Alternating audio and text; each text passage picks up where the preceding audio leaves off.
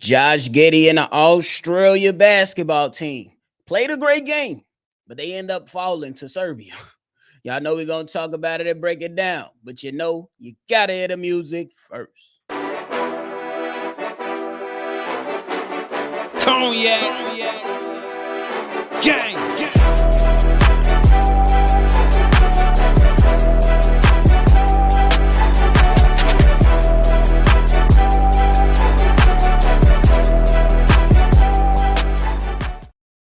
Shy Boys Podcast with the Cognac Boys. I'm Cognac Boy Bobby, and I'm here bringing y'all an update from the Olympics regarding one of our own, Josh Giddey. Now, Josh Giddey, he had himself a solid performance in today's matchup versus Serbia, but it wasn't enough to get the job done.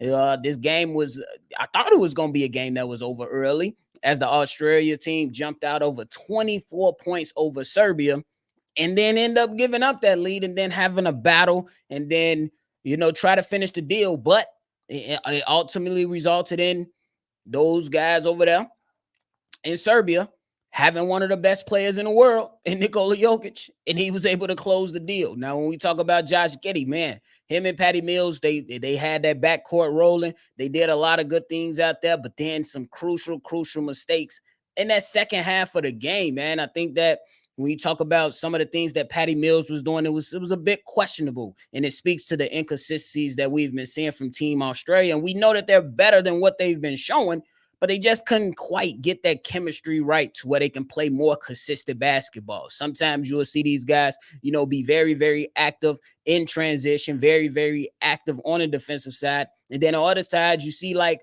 the legs a little heavy for Team Australia.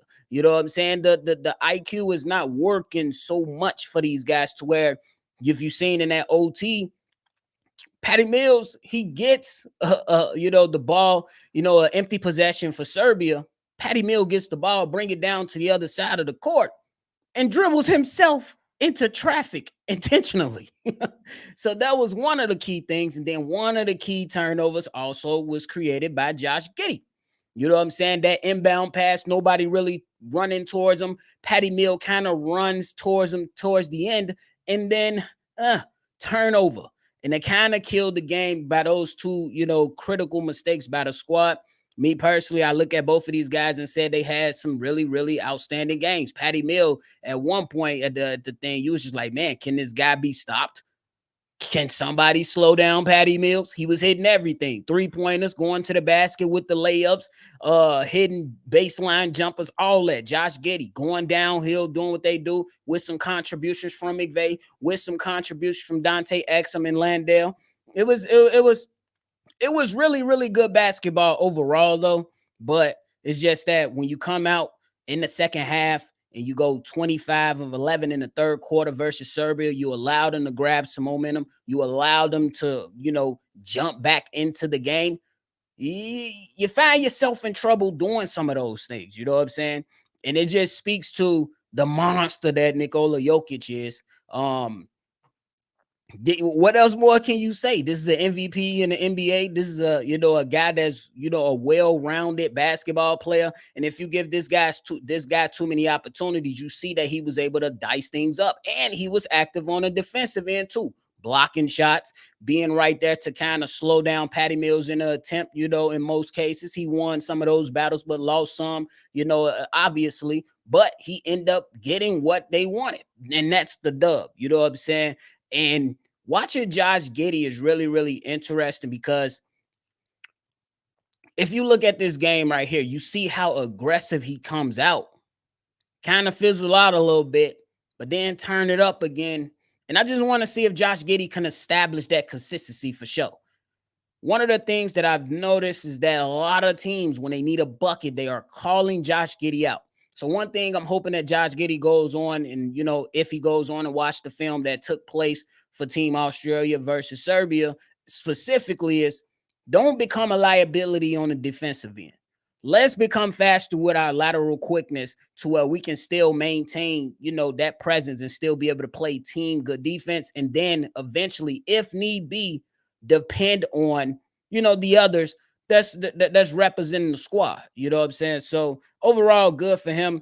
I just feel like there needs to be a better balance with the aggressiveness and with some of the passiveness. There needs to be a good balance. I understand that Josh Giddey wants to keep guys involved. He wants to create for everybody else, but nonetheless, he got to take advantage when he has those opportunities sitting right in front of him. Some of those opportunities include some of those transition, plays to where Josh Giddey, he has the opportunity or the lane or at least the space, enough space to attack the basket. And sometimes you see him pass out of that or pass to the big that's, in some traffic. A lot of the times those can work out, but then sometimes, like we've seen in some cases today, those can get you in trouble. Australia, I believe that they averaged like 16 turnovers per game in the Olympics.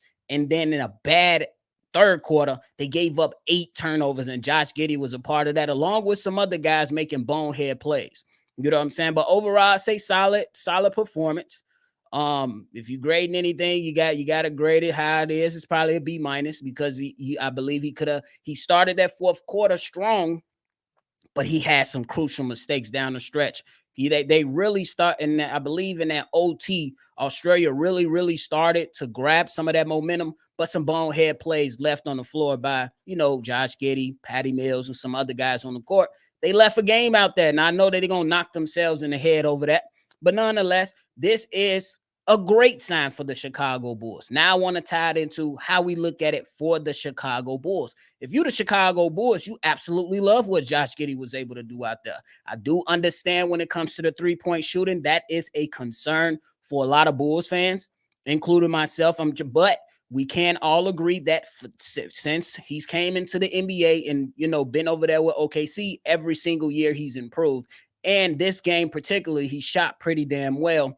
And you know what I'm saying? He's gonna be fine. But because the Bulls need to be excited about this, because though the 3-point line is pushed in closer, you want to see him hit those shots consistently. And one of the things that he was doing in this game in particular, he was hitting the shot. He was able to get into the paint. Sometimes even if they slowed him down on the defensive end, he was able to get into the paint, hit a nice floater. I like that. And then you seen some place where he was able to operate on the post as well. So those are some things that the Chicago Bulls should be happy about, and they should be happy about the potential of him having Kobe White next to him. Imagine Kobe White next to Josh Giddey. We seen Patty Mills come out and have an explosion. I believe in this stage of their career, Kobe White is the better scorer than Patty Mills. You pair that next to Josh Giddey, the Chicago Bulls should be rocking and rolling. And I believe that this is just the start of it. You know what I'm saying? And this is great experience for this young player. You know what I'm saying? Not trying to kill him, but we all know how we gonna call a spade, y'all. He gotta close the deal. But those are moments that he's gonna use to grow. The Chicago Bulls should be happy about this. And the Chicago Bulls should be really, really looking at the type of play style that they want to go into. And I ain't gonna lie to you, me and C-Dub might have to have a whole live about that one. What play style will look good for this young Chicago Bulls team? We already know the answer, but we can break that down a little bit further. You know what I'm saying? When time permits, for sure. Because if these guys can get up and play, you know what I'm saying, at a faster pace, there's going to be some mistakes. There could be the potential of a high volume of turnovers, but it's going to be very, very exciting with the passing ability of Josh Giddey, with the shooting ability of Kobe White, Ayo Dosunmu, and Patrick Williams, with the athleticism that's on this young team. With you know what I'm saying, I believe these young players are carrying a chip on their shoulder now. So hey, that's how I'm looking at it. But hey, I got 122 in the chat. Make sure you hit that like button for me. If you are not subscribed to it, make sure you subscribe to the channel for everything Chicago Bulls that's going on. But before we go, I got to talk about Josh Giddey defense. Y'all know we got to talk about the defense. Now, I know I mentioned that one play to where Josh Giddey kind of gave up a big bucket time towards the end of the game. And we know that some moments, with the Serbia game and then a few games back with Canada, these guys, are kind of scoping out and searching out Josh Giddey per se. But I will say this, compared to what I've seen in Canada, all the way into now to Serbia, you see the potential is there. Is Josh Giddey going to be, all team defense? No. But what can make you competent on the defensive floor and gain the respect of others is if you show the effort. That's number one thing. And in this game, for the most part, Josh Giddey has shown that effort. I believe that's something that can translate with the Chicago Bulls, especially with the emphasis. I believe that's going to be placed between him and the young players. Then he's going to have some young guys who might, you're going to have Kobe White. That's going to be right there to be next to him. You're going to have Ayodo Sumu. You're going to have Patrick Williams, Dalen Terry. You're going to have some solid defenders and even maybe a guy that's trending to an elite defender in Patrick Williams as long as he can stay healthy. Ayodo Sumu, his length is going to allow the Chicago Bulls to get into passing lanes, which therefore is going to help Josh Giddey excel tremendously because I believe he's one of the he's a threat in transition. And then you add that on with the sprinting and the transition ability of Ayodo Sumu. We call him Hemi for a reason. If you new to this, if you tune in to the live calls once the start of the season and preseason comes around, you will hear my co-host C-Dub say quite often on the live call. So the point is that there's a lot of good things that the Chicago Bulls can take from Josh Giddey and his performances during the Olympics. I believe that he's going to surprise a lot of Bulls fans, and I believe he's going to shut a lot of haters up. This is a great experience. He's going to learn from these mistakes. Y'all know how we do it over here on Shy Bulls podcast, though. We are going to call out those mistakes, but we will also provide these young players with the praise that they deserve. And overall, with the performance of Josh Giddey in those Olympics, in these Olympics, I'm going to say it was a very good showing from him. We see the type of things that he could provide for the squad. We believe that he's going to be able to, help the Bulls in tremendous ways. And that's what all you could really wish for. Now, this was one of those games when it was, talked about on NBA Central, another show that I'm a part of. Join the NBA Central family if you want to talk everything NBA. Is that I picked Serbia because this was one of those matchups that can go tug and pull. So you take it for what it is. You take it for what it is. Let's get into a couple comments before I get up out of here. I got to make a couple runs, But hey, shout out to Peter Nutt that's in the chat. He said he watching from Australia. Shout out to Australia. We got a few members that's part of the Cognac family. If you feel like you love the content, subscribe and join the Cognac family. Everything Chicago Bulls. Peter Nutt said the last turnover wasn't helped by players standing still. That is a fact. That you seen that Patty Mills kind of just ran over there late with desperation because I'm sitting there like, pass the ball or where's the people? You know what I'm saying? What are we doing? And yeah, I'm with you on that, Peter Nutt. It didn't help that Landale with his foul troubles, man. That's been something that's been plaguing him and his ability to help Australia throughout the entire games that they played during the Olympics for sure. Amar Siddick, I hope I said your name right. He said, hey, yo, for you have the clip of Giddey getting hurt, what happened? From what I didn't really catch it, I caught the walk-off. He was limping. I hope it's nothing major. That's one thing that should scare the Chicago Bulls for real. I hope it's nothing major, though. But we shall see. You know what I'm saying? We shall see. I hope it's just, he young, though. All you got to do, go ahead, put a little ice on it, kick your feet up. Chill out for a little hot second. You know what I'm saying? Peter Dutt said Giddey is 21 years old and has been better than Edwards at the game. Giddey averaged 19 points per game. Look, I'm not finna go into who was better with Anthony Edwards or Josh Giddey. I'm going to just say both of them have been playing well. No, I'm not getting into that right now because I'm starting to trend to that bias area of being a fan of Anthony Edwards. I'm going to try to keep it right there on the fine line of being fair. But right now, I'm just not going to touch on it, Peter. I ain't going to lie to you. Mladen, I hope an artist on plus 24, 70% of us believed in turnover.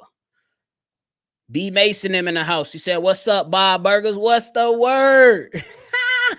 Talking about Bob's Burgers. When do preseason start for the NBA? The first Bulls preseason game is scheduled for, I believe, October 6th. Let me get that up for you so I can have a good gauge for you on that so I can give you the right way. Because if you follow in this show, we will be doing a live call. Y'all already know this. C-Dub will be rocking and rolling doing a live call. So the first Bulls preseason game actually is October 8th. ladies and gentlemen, at the Cleveland Cavs. We will be in dirt ass Cleveland, but you got to be right here, joined in, locked in with me and Unc for the live call as we continue to go ahead and push on as we get closer and closer. An artist said Mills scored the most points while Bogey and Joker was out. He was, and they tried to take advantage of that, but still, man, those when you got the joke out the game, you can't be making bonehead plays or trying to play ISO or just kind of sporadic with your approach when it comes to offensive operation. I believe they had some solid possessions, but you got to score on those possessions. And then when you score on those possessions, you got to come down and defend on the other end so you can start to get yourself a little cushion. I know it's easier said than done, but that's just what the nature of it is. Ain't no half stepping. No half stepping. I fought with the name, my guy. Hey, he said we're about to find out about Wemby in an hour from now. Hey, I'm going to be, once I make that run, I'm going to come right back and watch Wemby. And we got USA later on today as well. So it's going to be a good day for international basketball. Not even going to lie to you, but I love the name because ain't no half stepping. No half stepping. You hear me? Shout out to Unc in the chat. He said, punch that subscribe button and hit that like button on your way out. You hear me? Ain't no half stepper said Mills is a better shooting guard than point guard at this point of his career. Yeah, he 36 years old, man. But we can't lie that FIBA or international play Patty Mills is different. He different. The way he came out in this game, he was different. He was hitting everything. He was scorching. But it fizzled out. And it happens. You know what I'm saying? We've seen it happen. You know what I'm saying? Peter said Bulls need to take up the Mills contract. Hey, I ain't going to lie to you, Peter. I got a perfect trade for the Chicago Bulls. Get rid of Catfish. Bring on Patty Mills. That's all I'm going to say. I know it probably will never happen, but hey, hopeful wishing, right? Wishful thinking, I guess. Yeah, he did have 20 at the half. Peter said, got to be honest, the FIBA style basketball is way better to watch. I would say yes. The physicality stands out of that. One thing that I'm gonna say before I get up out of here is that I don't like all the unsportsmanlike stuff. Like, you know what I'm saying? Like, I'd be like, bro, is it? He just nudged him a little bit, but I guess you could compare unsportsmanlike to a flagrant. So I guess it's kind of in the end one rule that I kind of like, but I don't necessarily like all the way. I'm still trying to gauge myself and see how I feel about it. Is that if the ball comes off the cylinder, you could just smack it off. I don't know if I'm too, but nonetheless. But hey, that's pretty much it, y'all. Just coming in, giving that quick update regarding Josh Giddey and Team Australia. Josh Giddey is one of us, so we're going to support him and rock with him and see what he's doing out there in the basketball world.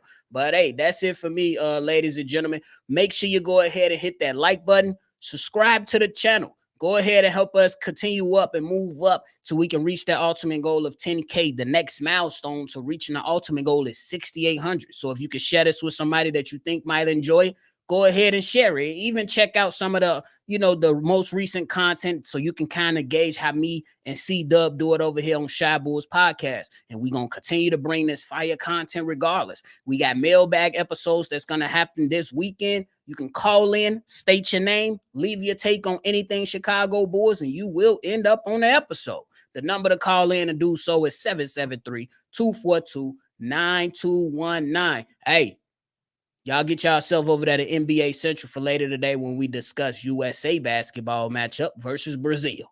Thank y'all so much, Bulls Nation. See Red, of course, and you already know I'm going to catch y'all on the next one for sure.